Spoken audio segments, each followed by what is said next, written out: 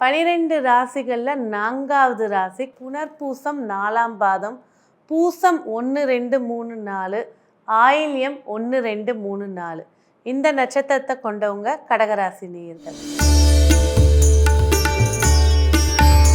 இப்போ இந்த கடகராசி அப்படின்னு சொல்லும் போதே ராசிநாதன் யாருன்னா சந்திர பகவான். மாதம் பிறக்கும் போது ராசிநாதன் பாக்கியஸ்தானத்தில் உட்கார்ந்துருக்காரு. மிகப்பெரிய ஒரு வரப்பிரசாதமாக இருக்க போது, நல்ல வெற்றிக்கான வாய்ப்புகள் ஏற்படுத்தி தரப்போகுது. ஆனால் அதே நேரத்தில் எச்சரிக்கை அப்படிங்கிறது இந்த 12 ராசியில் கடகராசிக்கு நம்ம முதல்ல ஆரம்பிக்கிறோம். ஏன்னா 8ஆம் பாவத்தில் ராகு பகவான் அமர்ந்திருக்காருன்னு நம்ம சொன்னோம். அஷ்டம சனி நகர்ந்தாலும் 8ல் ராகு உட்கார்ந்து கால சர்பதோஷம்ன்ற பிரிப்பில் இந்த மாதம் பிறக்கிறதுனால ஆரோக்கியத்துலேயும் சரி, பேச்சிலையும் சரி, பணம் சார்ந்த விஷயங்கள்லையும் சரி நிச்சயமாக கவனமாக இருக்க வேண்டிய ராசி கடகராசி. அதோட சனி சந்திரன் இணைவு புணர்ப்பு தோஷம் சொல்லக்கூடிய அமைப்பில் பாக்கியஸ்தானத்தில் உட்கார்ந்துருக்கனால மறைமுகமாக ஒரு பித்ரு தோஷத்தை சந்திக்கக்கூடிய மாதமாக இது இருக்குது. ஸோ கடகராசி நேயர்கள் கண்டிப்பாக ஒரு கடற்கரை ஓரத்தில் இருக்கக்கூடிய சிவாலயங்களுக்கு சென்று உங்கள் பூச நட்சத்திரம் அன்னைக்கு அந்த சிவனுக்கு அந்த கடல் தண்ணியால் ஒரு அர்ச்சனையோ அபிஷேகமோ, அப்படி இல்லாத பட்சத்துக்கு ஒரு அர்ச்சனை செய்கிறது மிக சிறப்பை ஏற்படுத்தி கொடுக்கும். ஸோ ஜாதகருக்கு முயற்சிகள் எல்லாம் சிறப்பாக இருந்தாலும் கண்டிப்பாக தனம் சார்ந்த விஷயத்தில் கொஞ்சம் கவனமாக இருக்கிறது. பேச்சில் யாருக்கு எப்படி மரியாதை கொடுக்கணும் தெரிஞ்ச ராசினா கடகராசி தான், அன்பானவர்கள் தான். ஆனால் இப்போ வாக்குஸ்தானத்தில் செவ்வாய் கேது இருக்கிறதுனால ஒரு சில விஷயங்கள் பேசுகிறதே ரிவெஞ்ச் வச்சு பேசுகிறோமா, ஏன் இப்படி பேசுகிற அப்படின்னு, இப்படிலாம் நீ பேச மாட்டேயே, இந்த மாதிரி ஒரு பேச்சு வருது அப்படின்ற ஒரு கேள்வியை மற்றவங்க மூலியமாக கேட்கக்கூடிய வாய்ப்பு ஏற்படுத்தி கொடுக்க போகுது. ஸோ கொஞ்சம் பேச்சில் நிதானத்தை எடுத்துக்கிறதும் சரி. உணவு கட்டுப்பாடுன்னா என்ன சொல்கிறாங்கன்னா, நிறைய தின்ற அதுதான் டயட்டுன்னு ஓவர் டயட்டில் போகிறதும் உடம்பை வருத்தி தான் எடுக்க போகுது. ஓவராக கண்ட்ரோல் இல்லாமல் சாப்பிட்றதும் பிரச்சனையை ஏற்படுத்தி தான் தரப்போகுது.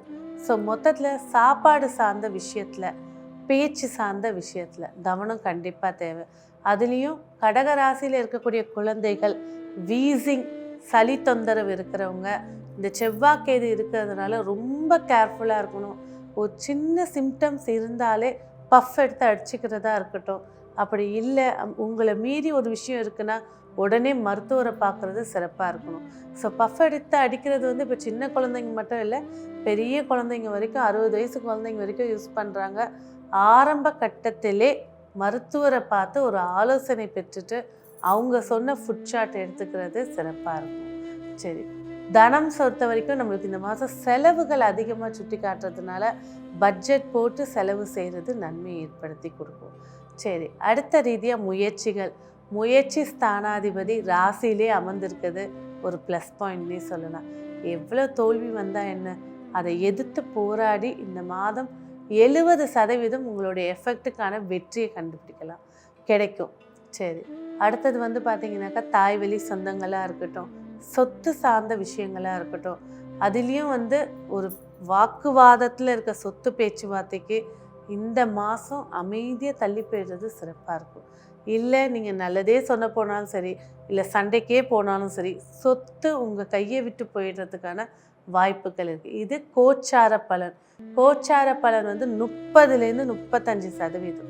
இதிலே கடக ராசிலேயோ கடக லக்னத்திலேயோ பிறந்து யாருக்காவது சுக்கிரன் தசையோ சனி தசையோ நடக்குது, ராகு தசையோ நடக்குதுன்னா கம்பல்சரியாக சொல்கிறோம், இந்த மாதம் சொத்து பேச்சுவார்த்தையோ இல்லை தாய்வழி சொந்தத்தோட பேச்சுவார்த்தையிலையோ நிதானத்தை கையாள்வது சிறப்பாக இருக்கும்.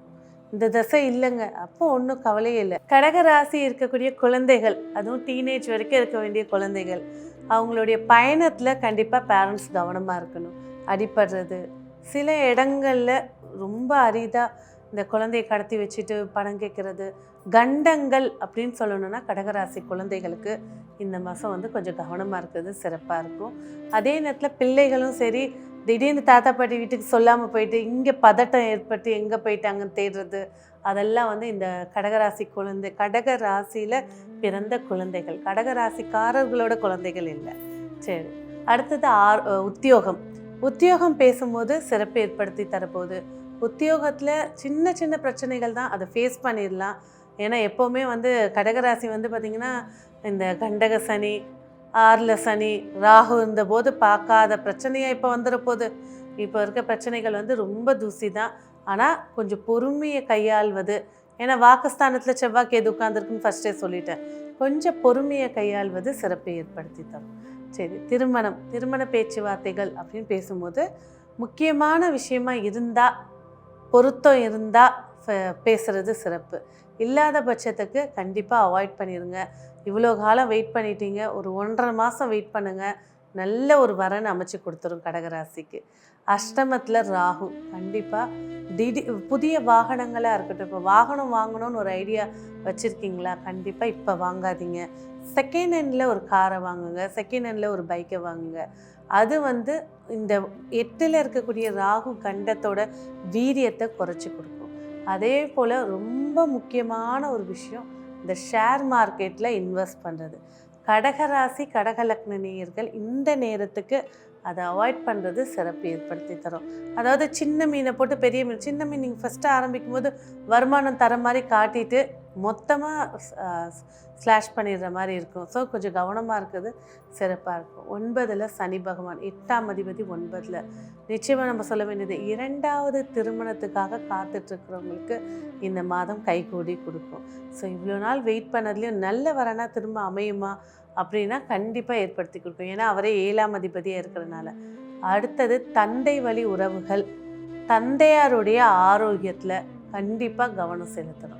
மொத்தத்தில் ஒரே விஷயமா சொல்லணும் அப்படின்னா, கடகராசி இந்த மாதம் 60% எச்சரிக்கையாக இருங்க, 40% இறை நம்பிக்கையோடு செய்யக்கூடிய சில சின்ன சின்ன தான தர்மங்கள், கடமைகள் மூலியமாக வெற்றியை ஏற்படுத்தி கொடுக்கும். மேலும் நீங்கள் இந்த மாதம் செய்ய வேண்டிய வழிபாடு, கண்டிப்பாக நீங்கள் செய்ய வேண்டிய வழிபாடு யாராக இருக்கும் அப்படின்னு பார்த்தீங்கன்னா ஆஞ்சநேயரை மனசார போய் நீங்கள் பிறந்த கிழமையோ அல்லது நீங்கள் பிறந்த நட்சத்திரம் வர நாள்லேயோ போயிட்டு வழிபாடு செய்யுங்க. அதுலேயும் பார்த்திங்கன்னா 8ல் ராகு கண்டத்தை ஏற்படுத்தி கொடுக்கும்னு சொல்லியிருக்கோம். கூட இந்த காலசர்ப தோஷமும் இணைஞ்சிருக்கு. நங்கநல்லூரில் இருக்கக்கூடிய ஆஞ்சநேயர் கோவிலில் அன்னைக்கு என்ன நட்சத்திரமோ அந்த நட்சத்திரக்காரர்களுக்கு அங்கே ஆயுஷமும் செய்கிறாங்க. ஸோ நீங்கள் கண்டிப்பாக இந்த மாதத்தில் வரக்கூடிய பூச நட்சத்திரமாக இருக்கட்டும், ஆயில்ய நட்சத்திரமாக இருக்கட்டும், புனர்பூச நட்சத்திரத்தில் 4ஆம் பாதத்தில் பிறந்தவங்களாக இருக்கட்டும், நங்கநல்லூர் கோவிலோ இல்லை நீங்கள் வீட்டு பக்கத்தில் எந்த கோவிலில் காலையில் ஃபஸ்ட்டு அர்ச்சனை, சகசர அர்ச்சனையோ இல்லை ஆயில் ஓம் அர்ச்சனையோ நடத்துகிறாங்களோ அங்கே போயிட்டு உங்கள் நட்சத்திர நாளில் போய் கலந்துக்கிறது சிறப்பையும் வெற்றியும் ஏற்படுத்தி கொடுக்கும். சரி, இது முடியாத பட்சத்தில் நம்ம என்ன செய்யலாம் அப்படின்னு பார்த்தீங்கன்னாக்கா, இந்த மாதத்தில் வரக்கூடிய ஆடி அமாவாசை அன்னைக்கு யாராவது ரொம்ப பசியோட உச்சத்தில் இருக்கக்கூடியவங்களுக்கு வெறும் உங்களால் முடிஞ்ச, என்கிட்ட 5 ரூபா தாங்க இருக்குது, பிஸ்கெட் பாக்கெட்டை வாங்கி கொடுங்க, இல்லைங்க என்னால் சாப்பாடு வாங்கி கொடுக்க முடியும், ஒரு மீல்ஸ் வாங்கி கொடுங்க. கண்டிப்பாக அந்த வயிற்றில் அவங்க போடுற சாப்பாடு இந்த கர்மா, இந்த சனி ராகுவால் ஏற்படக்கூடிய தேவையில்லாத கர்மாக்கள், இடைஞ்சல்கள் விட்டு ஒளிரதை கண்டிப்பாக பார்க்கலாம். நன்றி.